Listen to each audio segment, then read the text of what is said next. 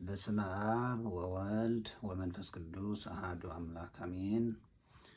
ስብሐት ለእግዚአብሔር ኪያነ ዘፈጠረ ከመ ናምልኮ እንድናመልከው እንድንገዛለት እንድንሰግድለት ስሙ ጠርተን ስሙ አመስግነን የስሙ አወዳሽ ቀዳሽ የመንግስቱ ወራሽ እንድንሆን የጠራን በጥንት ተፈጥሮ በሐዲስ ተፈጥሮ የፈጠረን በአርአያውና በአምሳሉ የፈጠረን አምላካችን እግዚአብሔር አብ ወልድ መንፈስ ቅዱስ ክብር ምስጋና አምልኮ ውዳሴ ይድረሰውና በሩቁም በቅርብም ያላችሁ ሁላችሁ በእግዚአብሔር የእግዚአብሔር ልጆች በክርስቶስ ክርስቲያን ተብላችሁ የተጠራችሁ እግዚአብሔር አባታችን መንግስተ ሰማያት ርስታችን ድንግል ማርያም እናታችን እያላችሁ የምትመኩ በተስፋ የምትመላለሱ ሁላችሁ ሕዝበ ክርስቲያን እንዲሁም የዓለም ሰዎች በእግዚአብሔር ስም እንደምን አላችሁ? የእግዚአብሔር ጸጋ የእግዚአብሔር በረከት ከሁላችን ጋር ይሁን።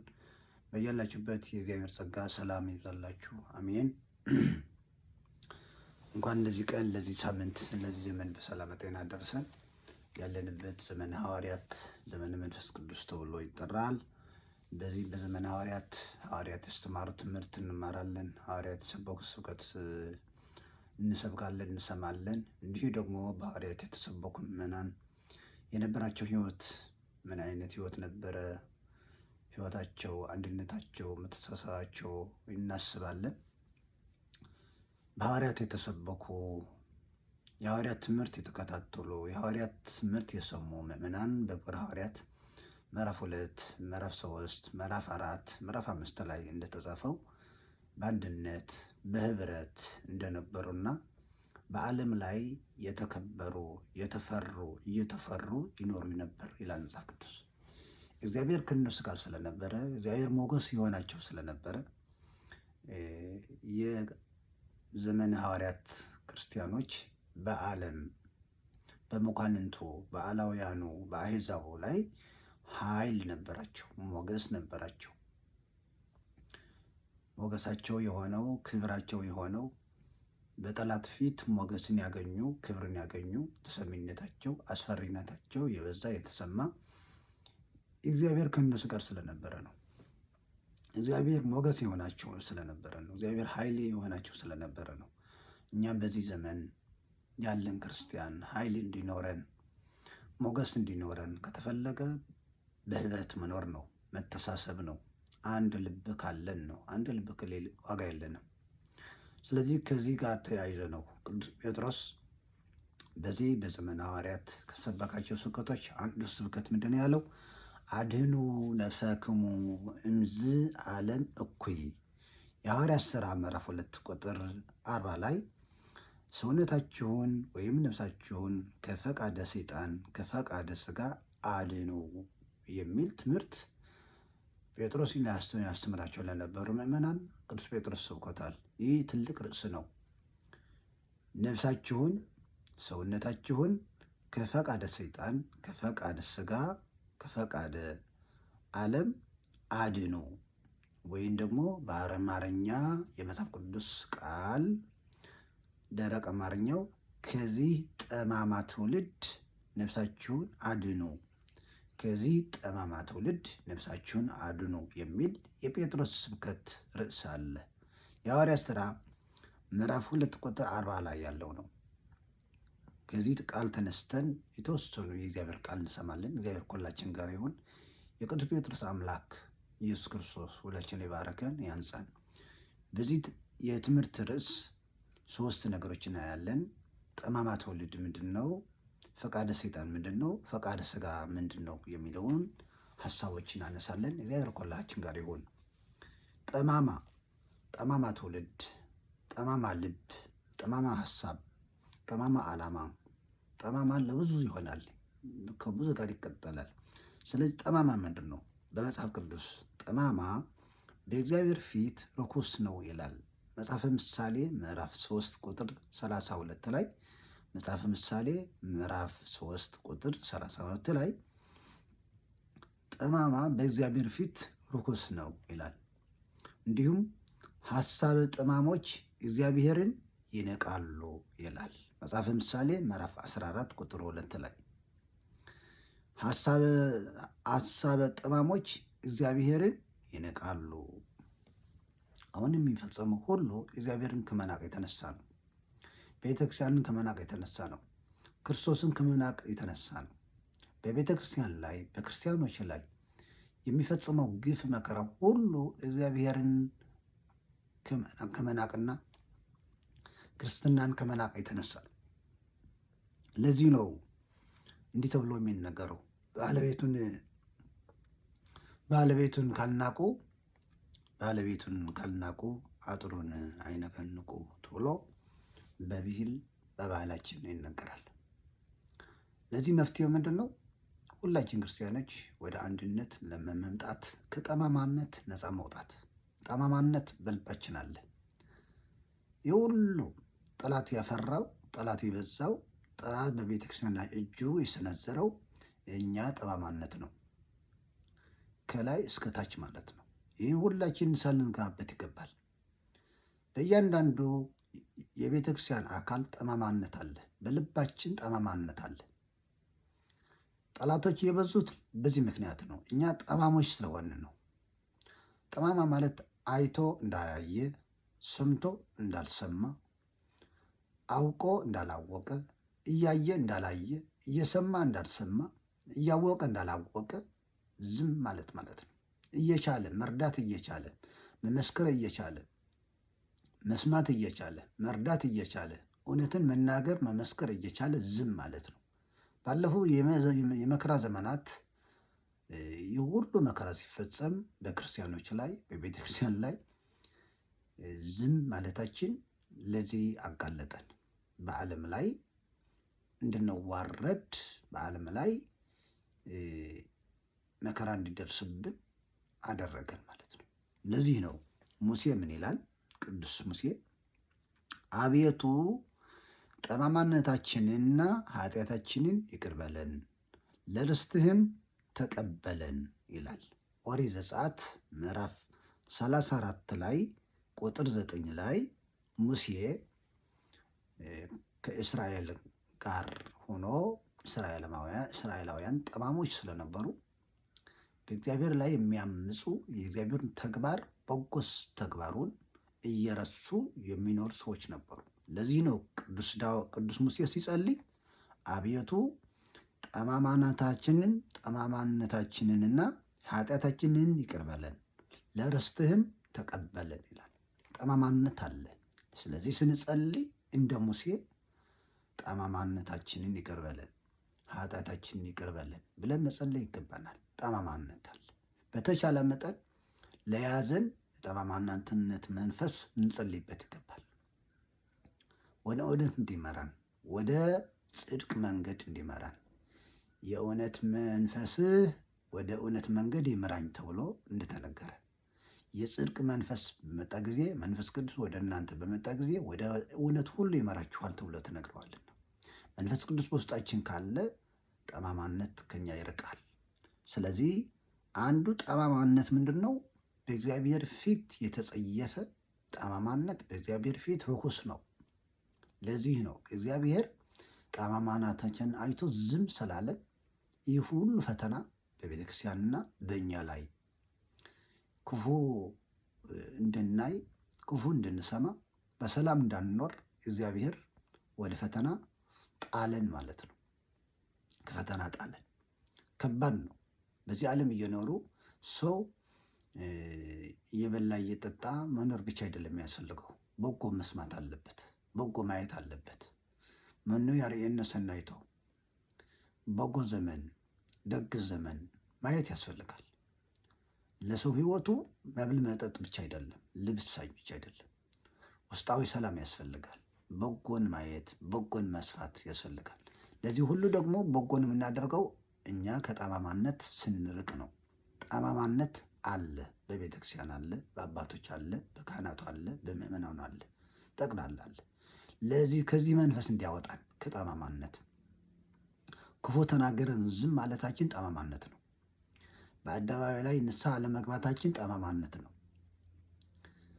በደል ሰርተን ሕዝብ አሳዝነን ቤተ ክርስቲያን በድለን ምእመናን በድለን አሳዝነን በጎችን በትነን ልናገረው የማይገባ ተናግረን ልናደርገው የማይገባን አድርገን ዝም ማለታችን ይህ ጠማማነት ነው። ንስሐ ለመግባታችን ራሱ ጠማማነት ነው። ባለፈው ዘመናት ማን ነው ያልተሳሳተ? ማን ነው ኃጢአት ያልሰራ? ማን ነው ያልበደለ? ማን ነው አልፎ ያልከፈተ?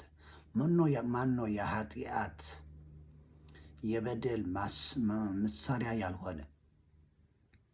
ማን ነው በፈቃደ ሥጋ ያልተሸነፈ? ማን ነው ለሰይጣን ፈቃድ ያልወገነ? ስለዚህ ይህ ነው ጠማማነት። ቤተክርስቲያን እየጎዳት ያለው ይህ ነው፣ ጠማማነት ነው። አሕዛብ አረማውያን ኃይል ያገኙ ጉልበት ያገኙ በእኛ ድክመት ነው፣ በእኛ ድክመት ነው። ስለዚህ ከዚህ ጠማማ ትውልድ መዳን ያስፈልገናል። ከዚህ ጠማማ በውስጣችን ካለው የጠማማን መንፈስ መራቅ ያስፈልገናል። ይሄ በጸለይ ነው፣ እንደ ሙሴ ነው። ከጠማማነት መውጣት አልቻልንም። የኢትዮጵያ ሕዝብ ክርስቲያኖች ከጠማማነት መንፈስ መውጣት አልቻሉም። ክርስቲያኖች አንድ ካልሆኑ፣ ህብረት ከሌላቸው፣ አንዱ ለአንዱ ካልጸለየ፣ መረዳዳት ካልቻሉ፣ መተባበር ካልቻሉ ህይወት የላቸውም፣ ህይወት የለንም። ስለዚህ መረዳዳት፣ መግባባት፣ ይቅር ማለት፣ ይቅር መባባል ወደ ቀደመው ህይወታችን እንዲመልሰን መጸለይ፣ የበደልን ይቅርታ መጠየቅ፣ የተበደልን ይቅርታ ማድረግ ይገባናል። ይሄ ከሆነ ጠማማነት ከሌለ እግዚአብሔር ኃይል ይሰጠናል፣ ጉልበት ይሰጠናል፣ ሞገስ ይሆነናል። በአሕዛብ ፊት፣ በአረማውያን ፊት፣ በዓለም ላይ ኃይል ይሆነናል፣ ጉልበት ይሆነናል፣ ጥበብ ይሆነናል፣ ረድኤት ይሆነናል። እንዲረዳን ከጠማማነት መንፈስ እንዲያወጣን እንደ ሙሴ እንደ አባቶቻችን መጸለይ ይገባናል። ሌላው ፈቃደ ሰይጣን ምንድን ነው? የሰይጣን ፈቃድ ምንድን ነው? የሰይጣን ፍላጎት መሻት ምንድን ነው? የሰይጣን ፈቃድ ምንድን ነው? ይህ ብዙ ማብራሪያ አያስፈልገውም። የሰይጣን ፈቃድ ምንድን ነው? የሰይጣን ፈቃድ የእግዚአብሔርን ፈቃድ መቃወም ነው። ፈቃዱ፣ ዓላማው፣ እቅዱ፣ መሻቱ ሁል ጊዜ የእግዚአብሔርን ፈቃድ መቃወም ነው። የእግዚአብሔር ፈቃድ በሕይወታችን እንዳይተገበር፣ የእግዚአብሔር ፈቃድ በሕይወታችን እንዳይፈጸም፣ እንዳይታይ ሁል ጊዜ መቃወም፣ ትእዛዛቱን መተላለፍ ነው። የእግዚአብሔርን ትእዛዝ መተላለፍ፣ የእግዚአብሔር ትእዛዛቱን በሌላ ገልብጦ መተርጎም፣ በተቃራኒ መልኩ እንዲፈጽሙ ማድረግ፣ አትግደል የሚለውን በመግደል እንድንፈጽመው፣ ጠቅላላ 10 ትእዛዛቱን ገልብጠን በሱ መንገድ መፈጸም ነው የሰይጣን ሐሳቡ ማለት ነው። ለዚህ ነው ቅዱስ ጳውሎስ ምን ይላል? ተቆጡ፣ ኃጢአትንም አታድርጉ፣ በቁጣችሁ ላይ ፀሐይ አይግባ፣ ለዲያብሎስም ፈቃድ አትስጡት ወይም ፈንታ አትስጡት። የሰረቀ ከእንግዲህ ወዲህ አይስረቅ፣ ነገር ግን በዚያ ፈንታ ለጎደለው የሚያካፍለው እንዲኖርለት በገዛ እጆቹ መልካምን እየሰራ ይድከም ይላል። ኤፌሶን ምዕራፍ 4 ቁጥር 27 ላይ ለሰይጣን ፈቃድ አትስጡት፣ መንገድ አትክፈቱለት። ሰይጣን በቁጣ ይገባል። ሰይጣን በጠማማነት ይገባል። ሰይጣን በቂም ይገባል። ሰይጣን በጭካኔ ይገባል። ግፍ በመፈጸም ይገባል። ሰይጣን ትእዛዛቱን ስንተላለፍ ሰይጣን ይገባል ወደ ሕይወታችን። ለዚህ ነው የሰይጣን መሳሪያ ሆነን የቀረ ነው። ሁሉ የሰይጣን መሳሪያ ሆነዋል። ንስሐ የሚገባ የለም፣ ከላይ እስከታች ማለት ነው። ሁሉ ጨካኝ ሆነዋል። ሁሉ በኃጢአት ነው የሚመላለሰው፣ ሁላችን ማለት ነው፣ እኔም ጭምር። ስለዚህ ለዚህ መፍትሄው ምንድን ነው?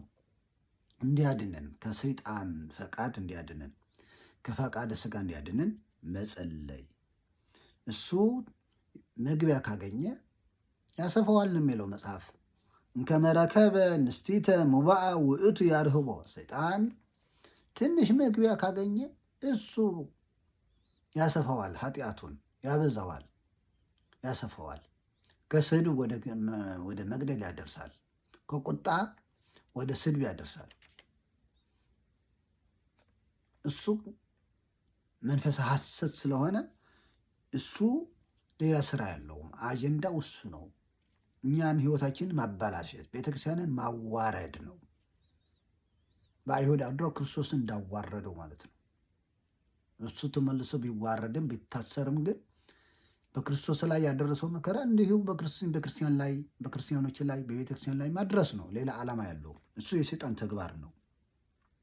ሌላ የሰይጣን ዓላማው ምንድን ነው? ፈቃዱ የሰይጣን ፈቃድ ዓለሙን ሁሉ ማሳት ነው ይላል።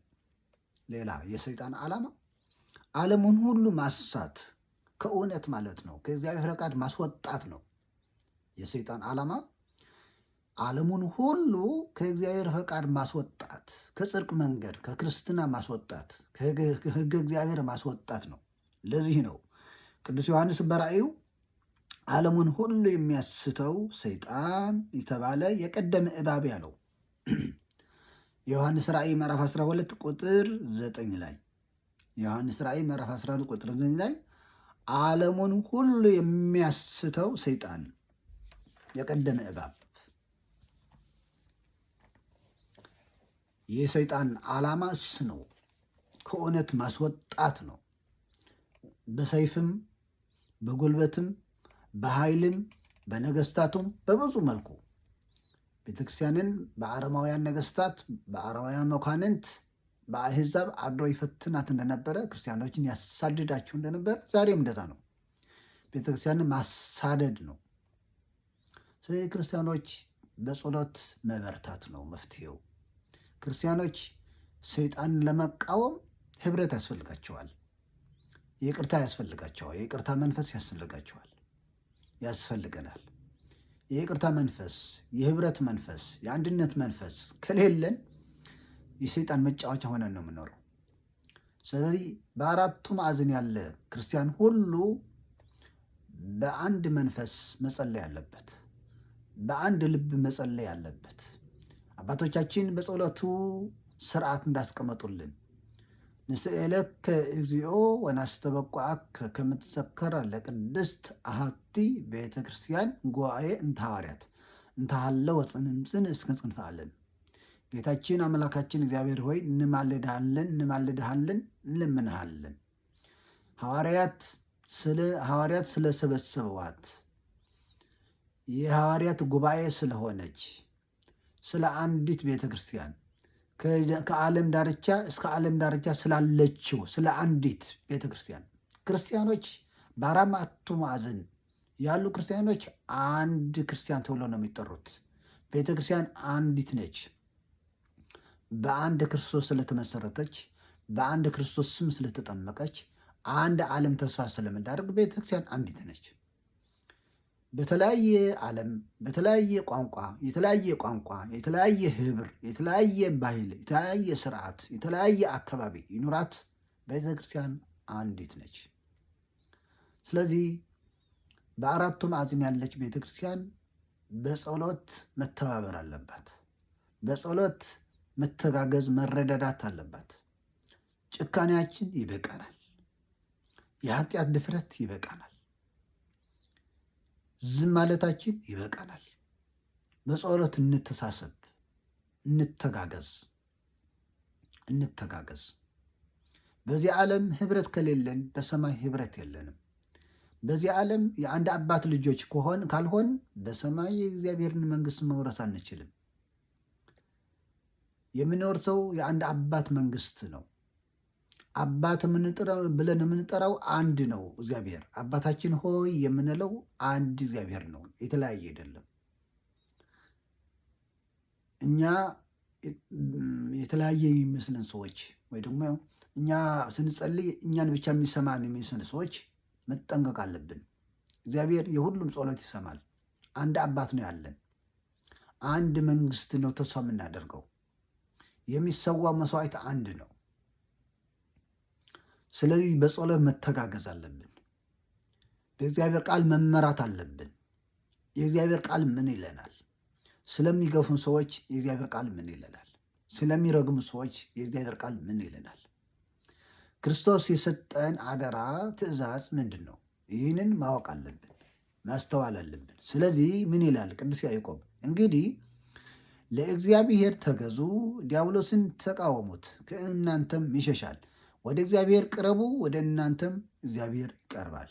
የያዕቆብ መልእክት ምዕራፍ 4 ቁጥር 7 ላይ ለእግዚአብሔር ተገዙ፣ ዲያብሎስን ተቃወሙት ብሎናል። ለመቃወም አንድነት ያስፈልጋል። የሰይጣንን ተግባር፣ የአረማውያን ተግባር፣ የአሕዛብን ተግባር፣ የእስላሞችን ተግባር፣ የአረማውያንን የግፍ ስራ፣ የአረማዊነት፣ የሰይጣን ፈቃድ ለመቃወም ህብረት ያስፈልገናል። ህብረት ያስፈልጋል። መተሳሰብ ያስፈልጋል። ስለዚህ በያላችሁበት ሁናችሁ አንድ አድርገን ብላችሁ ጸልዩ። አንድ አድርገን ብለን እንጸልይ።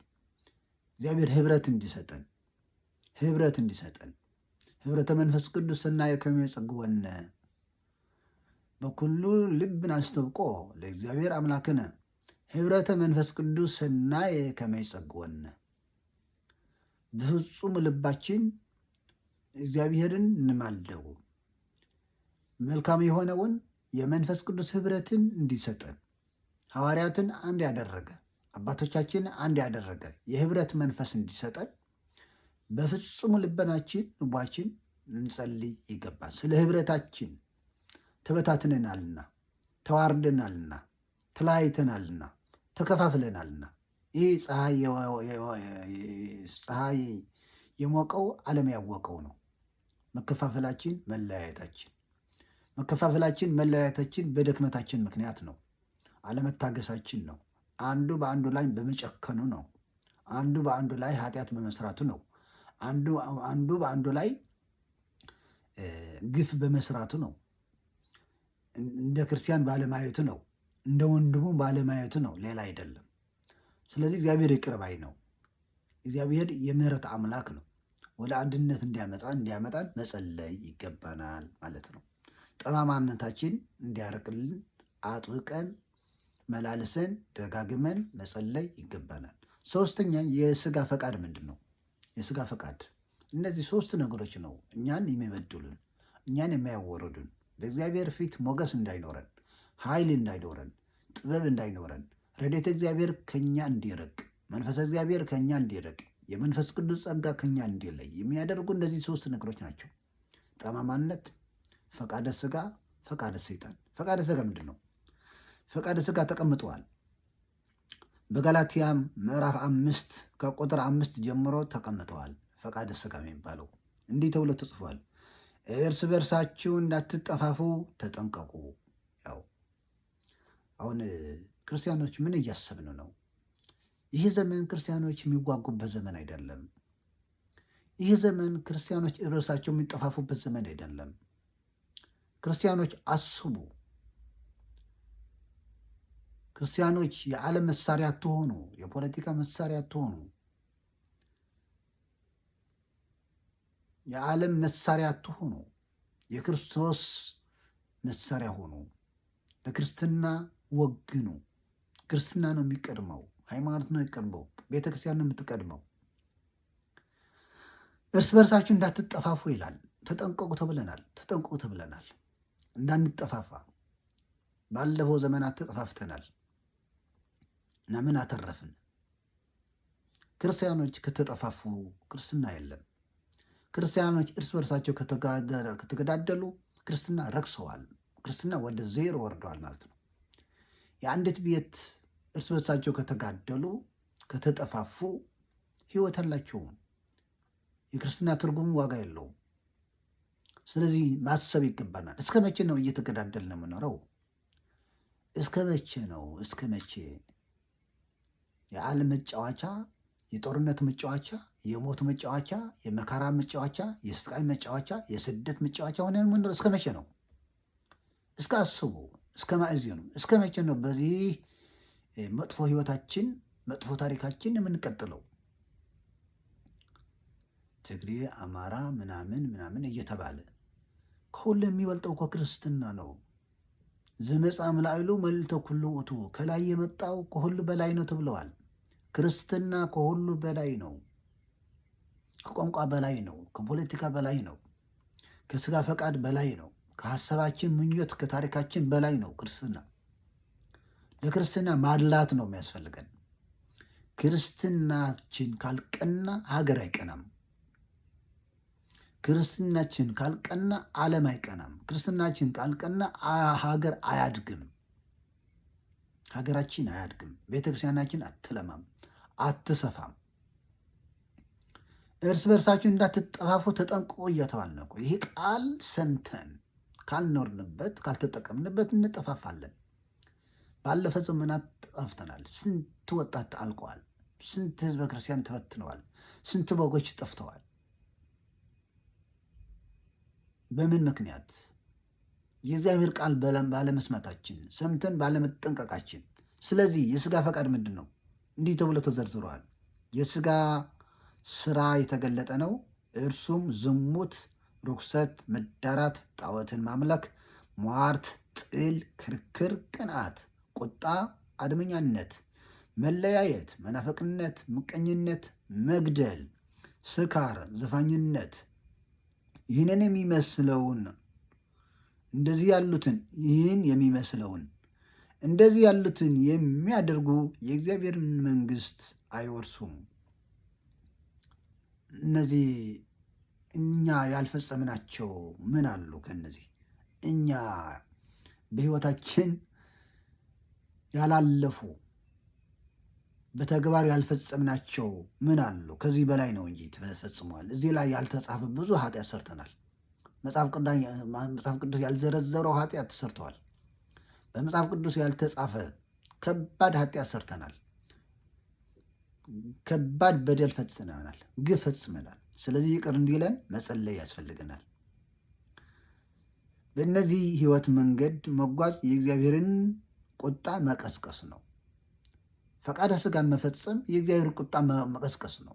ቁጣው የወረደው ፈቃደ ስጋ ስንፈጽም ነው። ለፈቃደ ስጋችን ስንገዛ ነው። የእግዚአብሔር ቁጣ በእኛ ላይ የነደደው፣ በቤተ ክርስቲያን ላይ የነደደው፣ በሀገራችን ላይ የነደደው አህዛብ ያስነሳብን፣ አረማውያን ያስነሳብን ፈቃደ ስጋ ስንፈጽም ነው። ለዚህ ነው ቅዱስ ጳውሎስ ምን ይላል? እግዚአብሔርን እያወቁ እንደ እግዚአብሔርነቱ መጠን ስላላከበሩትና ስላላመሰገኑት የሚያመከኙት አጡ። ነገር ግን በሐሳባቸው ከንቱ ሆኑ፣ የሚያስተውለውም ልባቸው ጨለመ። ስለዚህ እግዚአብሔር ለሚያስነውር ምኞት አሳልፎ ሰጣቸው። ረድኤቱ ከኛ ወሰደ ማለት ነው። ሌላ ምን ይላል? ከዚህ የተነሳ በማይታዘዙት ልጆች ላይ የእግዚአብሔር ቁጣ ይመጣል። ከዚህ የተነሳ በማይታዘዙ ልጆች የእግዚአብሔር ቁጣ ይመጣል። ሮሜ ምዕራፍ 1 ቁጥር 21 ላይ እንዲሁ ኤፌሶን ምዕራፍ 5 ቁጥር 6 ላይ እንደዚህ ይላል፣ በእነዚህ ጠንቅ የእግዚአብሔር ቁጣ ይመጣል ይላል። በእነዚህ ጠንቅ የእግዚአብሔር ቁጣ ይመጣል። ቆላሴስ ምዕራፍ 3 ቁጥር 6 ላይ ፈቃደ ስጋ መፈጸም ማለት ቁጣ እግዚአብሔር መቀስቀስ ነው። መዓት እግዚአብሔር መቀስቀስ ነው። እኛ ስለቀሰቀስነው ነው። ዋቀመ አደሪሃ ሰይጣን ላዕለ ሰሎሞን። ሰሎሞን ከእግዚአብሔር ጋር ሲጣላ አዴር የሚባል ጠላት እግዚአብሔር አስነሳበት። ሰሎሞን ትእዛዝ እግዚአብሔር ሲተላለፍ ለፈቃደ ስጋው ሲገዛ አዴር የሚባል ጠላት እግዚአብሔር አስነሳበት። እኛም ከፈቃደ እግዚአብሔር ስንወጣ ለፈቃደ ስጋችን ስንገዛ ቤተ ክርስቲያን ከፈቃደ እግዚአብሔር ወጥታ የስጋ ምኞት መፈጸሚያ ስትሆን አባቶቻችን ለፈቃደ ስጋቸው ብቻ ሲታዘዙ ይኸው ቁጣው ተነሳ ማለት ነው። ስለዚህ ቁጣው እንዲያስታግስልን፣ መዓቱ እንዲመልስልን መጸለይ ይገባናል ማለት ነው። እንግዲህ ሊመጣ ካለው ከዚህ ሁሉ ለማምለጥ በሰው ልጅም ፊት ለመቆም እንድትችሉ እየጸለያችሁ ሁል ጊዜ ትጉ ይላል። መድኃኒቱ ይህ ነው። መፍትሄው ይህ ነው፣ ሌላ አይደለም። ከእግዚአብሔር ቁጣ ለማምለጥ ከአረማውያን ከአሕዛብ ኃይል ለማምለጥ እግዚአብሔር አሕዛብን እንዲያስታገሰልን በቤተ ክርስቲያን ላይ በክርስቲያኖች ላይ የተነሱ ጠላቶች እግዚአብሔር እንዲያስታግሳቸው መፍትሄው ምንድን ነው? እንግዲህ ሊመጣ ካለው ከዚህ ሁሉ ለማምለጥ በሰው ልጅም ፊት በክርስቶስ ፊት ለመቆም እንድትችሉ እየጸለያችሁ ሁል ጊዜ ትጉ ይላል። እየጸለያችሁ ሁል ጊዜ መትጋት ነው የሚያስፈልገን። መጸለይ መትጋት ያስፈልገናል ማለት ነው። የሉቃስ ወንጌል ምዕራፍ 21 ቁጥር 36 ላይ ነው። ጌታችን አምላካችን መድኃኒታችን ኢየሱስ ክርስቶስም እንደዚሁ ወደ ፈተና እንዳትገቡ ጸልዩ ብሎ አስጠንቅቆናል። ማቴዎስ ወንጌል ምዕራፍ 26 ቁጥር 41 ሳታቋርጡ ጸልዩ፣ በሁሉ አመስግኑ፣ ይህ የእግዚአብሔር ፈቃድ በክርስቶስ ኢየሱስ ወደ እናንተ ነውና ይላል። አንደኛ ተሰሎንቄ ምዕራፍ 5 ቁጥር 17 ላይ ሳታቋርጡ ጸልዩ ነው የተባለው። በሁሉ አመስግኑ ተብለናል። ይህ የእግዚአብሔር ፈቃድ ነው ተብለዋል። ፈቃድ ነው። የእግዚአብሔር ፈቃድ ሳናቋርጥ እንድንጸልይ፣ ሳናቋርጥ እንድናመሰግን ነው። ይህ የእግዚአብሔር ፈቃድ ነው። ሌላ እናንተ ግን ከላይ ኃይል እስክትለብሱ ድረስ በኢየሩሳሌም ከተማ ቆዩ። የሉቃስ ወንጌል ምዕራፍ 24 ቁጥር 49 ነው። እንግዲህ ዓለምን ለማሸነፍ ሰማያዊ ኃይል ያስፈልጋል። ፈቃደ ስጋን ለማሸነፍ፣ ፈቃደ ሰይጣን ለማሸነፍ ሰማያዊ ኃይል፣ ሰማያዊ ረድኤት ያስፈልገናል። ሐዋርያት ዓለምን ያሸነፉት፣ ፈቃደ ስጋን ያሸነፉት ሰማያዊ ኃይል ሲያገኙ ነው። ሰማያዊ ኃይል ሲለብሱ ነው። ሲታደሱ ነው። ሲቀደሱ ነው። መንፈሳዊ ኃይል ሲታጠቁ ነው። ቤተ ክርስቲያን መንፈሳዊ ኃይል ያስፈልጋታል። አባቶች መንፈሳዊ ኃይል ያስፈልገናል። ክርስቲያኖች መንፈሳዊ ኃይል ያስፈልገናል። በዚህ ዘመን በሐዋርያት የተመሰረተችው በሐዋርያት ትምህርት የተሰበሰበችው ቤተ ክርስቲያን ምእመናን ሐዋርያት የታጠቁትን ትጥቅ ያስፈልጋታል። የሐዋርያት ትጥቅ ነው የሚያስፈልገን። የሐዋርያት ተከታዮች ይሆን በሐዋርያት ትምህርት የምንጓዘው በሐዋርያት ትምህርት የምንመራው እኛ ሁላችን ምን ያስፈልገናል? አባቶቻችን ዓለምን ያሸንፉበት፣ ዓለምን የተቆጣጠሩበት፣ ዓለምን ያሰገዱበት፣ ዓለምን የሰበሰቡበት፣ ዓለምን ከግራ ወደ ቀኝ የመለሱበት፣ ዓለምን ከጨለማ ወደ ብርሃን የመለሱበት፣ ዓለምን ከድጋም ወደ ኃይል የመለሱበት፣ ከሐሳር ወደ ክብር የመለሱበት፣ ዓለምን ከድንቁርና ወደ እውቀት፣ ከክህደት ወደ ሃይማኖት የመለሱበት፣ ከጨለማ ወደ ብርሃን፣ ከሰይጣን ወደ ክርስቶስ የመለሱበት መንፈሳዊ ኃይል፣ መንፈሳዊ ጸጋ፣ መንፈሳዊ ረድኤት ያስፈልገናል ማለት ነው። ያስፈልገናል። ለዚህ መንፈስ ቅዱስ ያስፈልገናል። ባጭሩ ለቤተ ክርስቲያን መንፈስ ቅዱስ ያስፈልጋታል።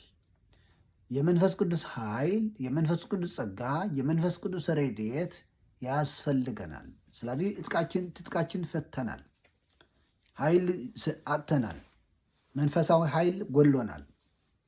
በዓለም ላይ ተሰሚነታችን ድኩም ነው። ዓለም እየናቀን ነው። አሕዛብ እየተሳለቁብን ነው። በቤተ ክርስቲያን ላይ አፋቸው እየከፈቱ ነው። ምንም አይደለም።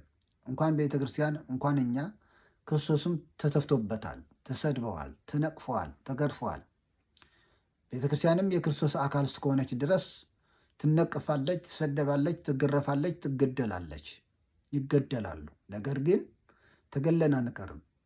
ክርስቶስ ተሰቅሎ ጠላትን በመስቀሉ ጾሮ አግረረ ተብሎ እንደተጻፈ በመሰቀሉ ጠላትን አሸንፈዋል። በመገደሉ በሞቱ ሞትን አሸንፈዋል። ቤተ ክርስቲያንም እየሞተች ዓለምን እንታሸንፍ መንፈሳዊ ያስፈልጋታል። የክርስቶስ ኃይል ያስፈልጋታል።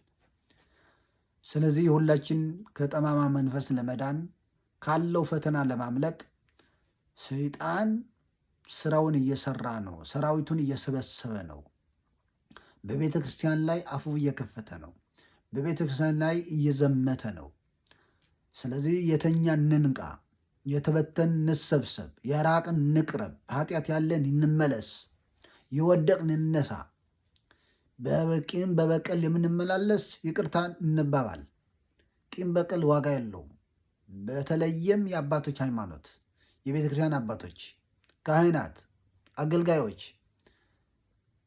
ህዝቡን እንድንመራ እረኞች የተባል መምህራን የተባል ጳጳሳት የተባላችሁ በጵጵስና ማዕረግ፣ በክህነት ማዕረግ፣ በምንኩስና ማዕረግ ያለን ሁላችን የክርስቶስ ወኪሎች ሁላችን ክርስቶስ ይሰራው እንደነበረ እንስራ። ክርስቶስ ምን ይሰራ ነበረ? አሁን በዚህ ዘመን ክርስቶስ ቢኖር ምን ያደርግ ነበር? በዚህ በዘመናችን ቅዱስ ጴጥሮስ ቢሆን፣ ቅዱስ ጳውሎስ ቢሆን፣ ሐዋርያት ቢኖሩ ምን ያደርጋሉ? ቅዱሳን አባቶቻችን በዚህ ዘመን ቢኖሩ ምን ያደርጋሉ? እኛ ምን እየሰራን ነው? የማን ስራ እየሰራን ነው? የማን አገልጋዮች ነን? ማንን እያገለገልን ነው? ስለዚህ ከወቀሳ ለማምለጥ ከዓለም መንፈስ ለማምለጥ መጸለይ፣ መትጋት፣ ከጠማማ ትውልድ ለማዳን ከአሕዛብ እጅ ከአረማውያን እጅ ለማምለጥ ቤተክርስቲያን ኃይል እንዲኖራት፣ ሞገስ እንዲኖራት፣ ኃይል ጥበብ እንዲኖራት መጸለይ ይገባናል ለማለት ፈልጌ ነው። እግዚአብሔር ከሁላችን ጋር ይሁን።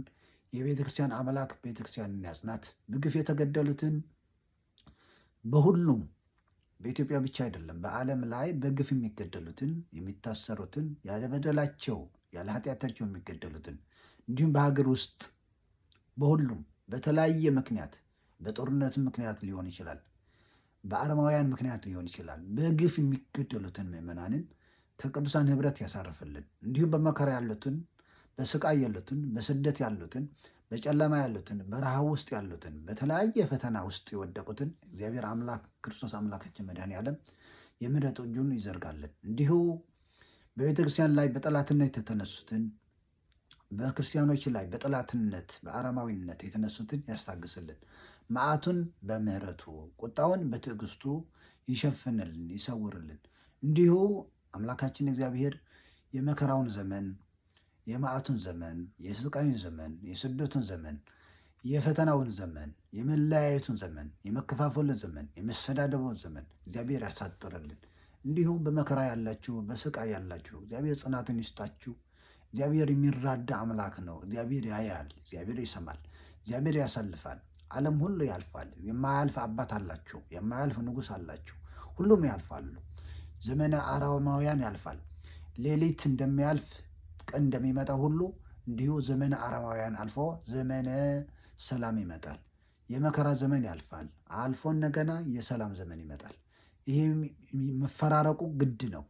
ዘመነ ሰላም አልፎ ዘመነ አረማውያን ይመጣል። የክርስቲያኖች ዘመን ይመጣል፣ የአረማውያን ዘመን ይመጣል። የሰላም ዘመን ይመጣል፣ የመከራ ዘመን ይመጣል። እንደዚህ መፈራረቁ ጨለማና ሌሊት መኖሩ፣ ክረምትና በጋ መኖሩ ምልክታችን ነው። ዋናው ግን ዲያብሎስ አያርፍም። በቤተ ክርስቲያን ላይ አሁንም ይዘምታል። በቤተ ክርስቲያን ላይ አፉ ይከፍታል። ክርስቶስ ይመጣል ብሎ ነግሮናል። ዓለምን ለማሳት ከክርስቶስ መንገድ ለማስወጣት ሰይጣን አያርፍም። በቀኝም በግራም እያለ ጠላቶችን ሰራዊቶቹን እየሰበሰበ በቤተክርስቲያን ላይ ይዘምታል። ስለዚህ መታጠቅ ነው፣ መታጠቅ ያስፈልጋል። መንፈሳዊ ዕጥቅ ያስፈልገናል። የመንፈስ ቅዱስ ሰይፍ ያስፈልገናል። ዘውት ቃል እግዚአብሔር የእግዚአብሔር ቃል ተብለዋል። ጸሎት ነው ተብለዋል። ኃይል እግዚአብሔር ተብለዋል። ጥበብ እግዚአብሔር ተብለዋል። ረድኤት እግዚአብሔር ተብለዋል እና በጥበብ በመስተዋል እንድንመላለስ እግዚአብሔር ከሁላችን ጋር ይሁን። መንፈስ ቅዱስ ይርዳን።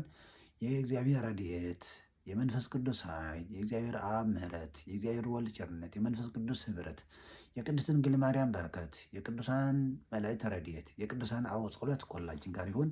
አሜን።